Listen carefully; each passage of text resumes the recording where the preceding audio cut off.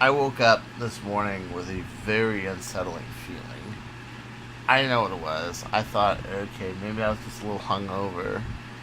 Um, Maybe I just didn't feel good. I went to bed kind of early. And the reason was because last night I had come home from Utah. I got here about 6 a.m. and I was asleep till about 12. But I was still pretty tired, so I went to bed pretty early. I checked my messages. I got a lot of messages from people asking me, "Hey, are you okay? Are you okay? We heard you were going back today." Oh no, no, no, no. I went back the day early. We left Utah at 6, and we stopped at Circus about 1 o'clock in the morning. Went to a pizza place that was in the hotel. This was early Sunday morning. Okay. Um, that was in Circus. Circus. It's actually a pretty good pizza place. Actually, $15 for one topping pizza. It's actually pretty good pizza. The the kid section was closing, but I got to go up there and look at it, relive some memory lane. But my friend was downstairs, losing his ass playing video blackjack. I think he played table blackjack, and then he tried video blackjack, and he lost.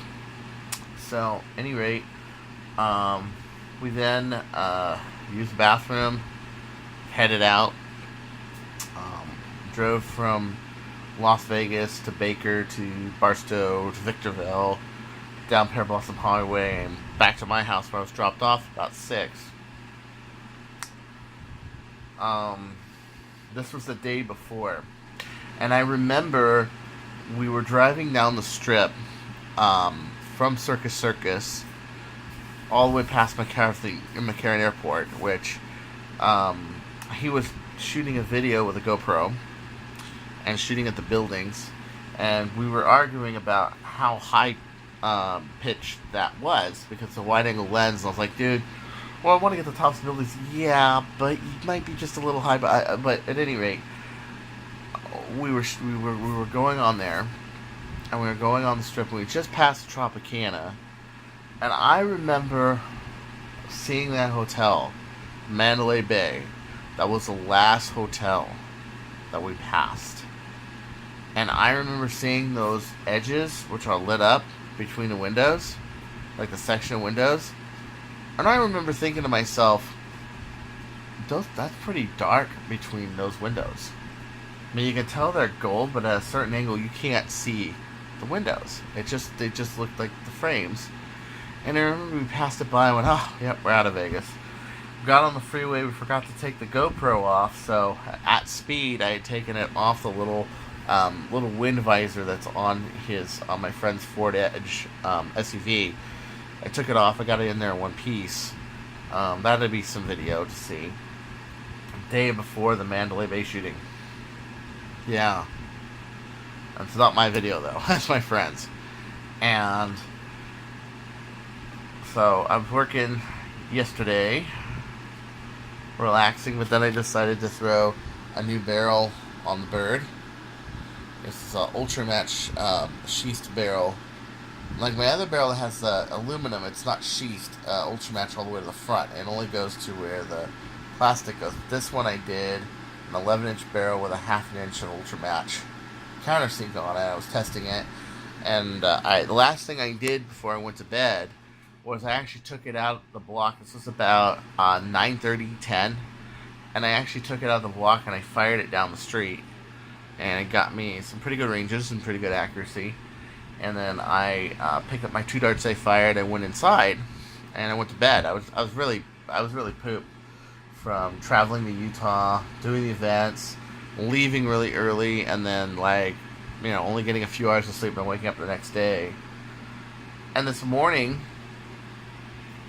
I got all these messages asking me if I'm okay. I'm like, yeah, of course I'm okay. And I hear about the Mandalay Bay shooting. There's a number of things that bother me, one of which I don't want to bring up right now.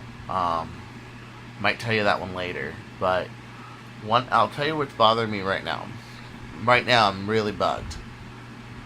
If that was a shooting that happened in Los Angeles, okay, or Miami, or Chicago, or New York, that shooter would be eliminated within 1 to 3 minutes. Why? One, they would have helicopters in the air, especially close to an airport. The police would have helicopters with guys armed with high-power rifles and would shoot them, and we would get them.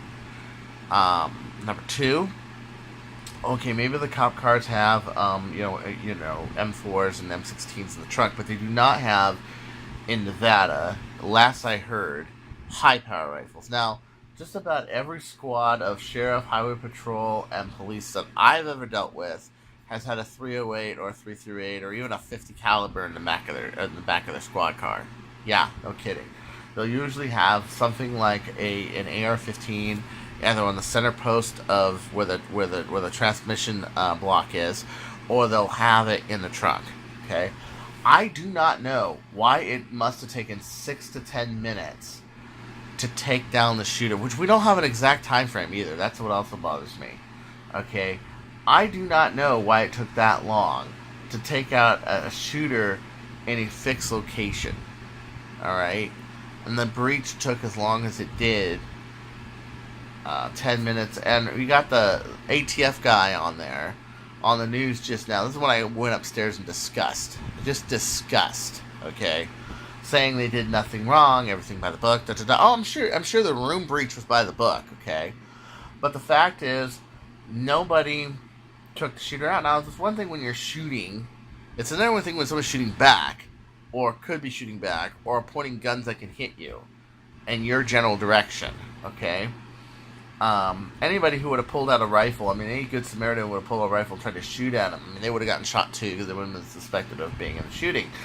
But I'm talking about the police. Why didn't anybody pull out a Model 700 out of the trunk and start looking for that window and shooting? Or even better, lay out the window shooting and then triangulating where it is.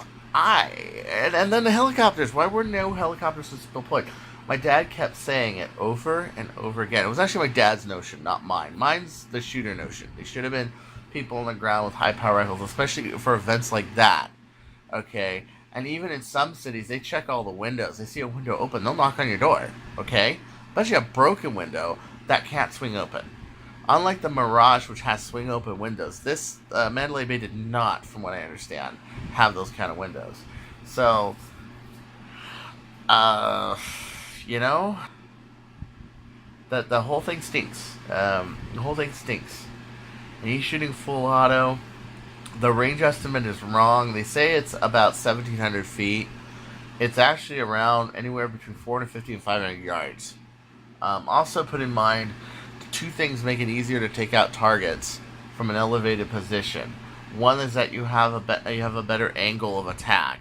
That if you're going flat, because the earth is only flat, you only have so much range. If you're like this, however, the earth has more coverage, and you're from a higher coverage position, you're from an elevated position. That's number one. Number two, if you are shooting full auto, you have a much higher chance of hitting a target than single shot, because you can randomize your shots and your shot placements.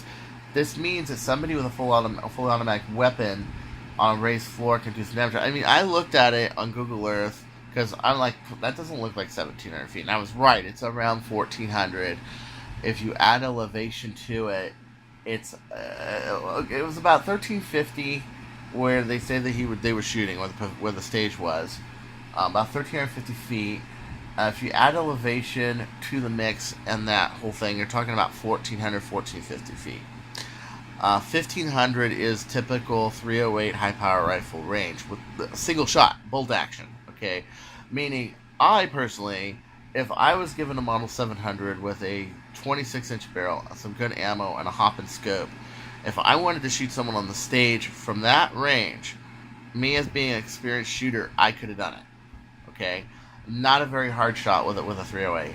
Especially not a hard shot when you are just basically spraying the crowd with bullets. And then the most terrifying thing is that there is nowhere to hide. Okay, you got a freaking concrete lot, nothing to hide behind, no poles, no chairs, no nothing. I mean, At that range, a 308 loses, I would say, about 2,100 foot-pounds of force. An average 308 does between 2,700 foot-pounds. This means that when a 308 is hitting, not only is it tumbling quite a bit and losing its stability at 500 yards, it's also out of energy. It's still pretty bad energy. It's still enough to kill you. I mean, it's still like 500 foot-pounds. So 500 foot-pounds is as much power as a 357 Magnum, mind you, okay? But you lost a lot of energy, and if you were behind something that, I mean, even at that range with that long of a bullet, with that kind of deflection, even a metal chair could have saved your life. I mean, even a metal chair could have saved your life if you had that to duck behind, where it would be the difference in the bullet hitting you and bullet fragments hitting you. I mean, that could have saved your life at that range. But there was nothing. And the other thing that bothers me is the festival seating. Okay? It gives you an open feel. You can lay down your blanket. You can lay down your towel. You can watch the show. You can walk around and talk to people. But it is so unsafe. When people start mobbing or moshing, or people get panicked, they go in a crowd and they crush people. Festival seating just has so many disadvantages. It has advantages, but it has disadvantages. And what we're seeing here is another disadvantage of festival seating that has always bothered me, which is why I do not ever go to events with festival seating. I'm always got a seat where I can have my drink and have my food and sit with my friends. Is that there's nowhere to go, and a disaster, and when there is, everyone's going to be mobbing towards you and could crush you. Everyone's going to try to be getting at it once. It's a panic situation, especially like this. Now, one thing I did notice is that not everybody kept running. A lot of people stayed in one place. That was dumb.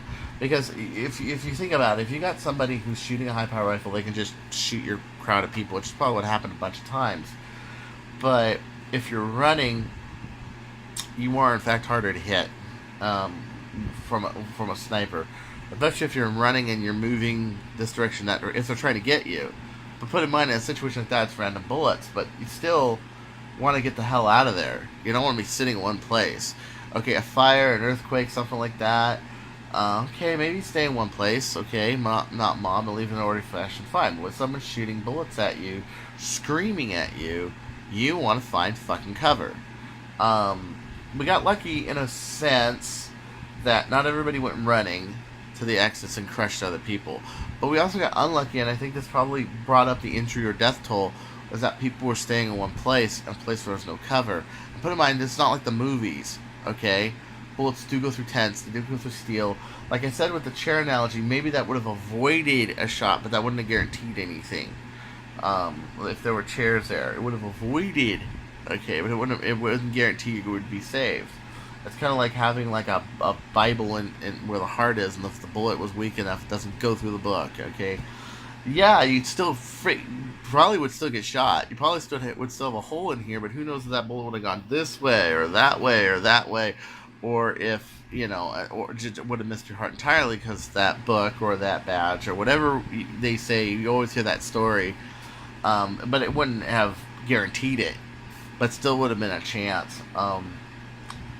I feel like these people just had no chance, and I think it's just terrible. But anyway, that's my statement about the shooting. It's horrible news, especially to the gun enthusiasts like me who loves shooting, who loves playing Nerf, who loves modding, who loves giving people shooting advice, good shooting advice, okay, and loves the sport, is we have another crackpot who's ruining it. This is Chris Cartea, trying to maintain. Don't you go changing.